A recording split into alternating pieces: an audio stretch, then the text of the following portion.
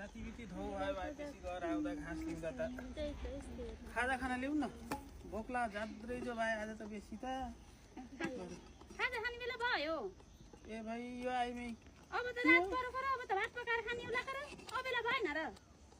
ए बा त्यो दिनभरि के हारि र खाजा नास्ता दिने हैन हौ दिनभर त कति काम गरिम नन्दबाजु बस्यो भने त सधैँ त्यही हो के गुटुर गुटुर तिर्का कतरै भएनन् कति हो कुरा पनि नभइएको आज त कुरा त दुःख सुख त गर्न पर्यो कुरा के किन रिसाउनु पर्यो गर्दा आफूलाई यहाँ टाढ पर्दै छ बेसी घर आउँदा नास्ता चिया होला भन्दा त कहिले काहीँ त हामी पनि दुःख सुख गरेर बस्नु पर्छ भो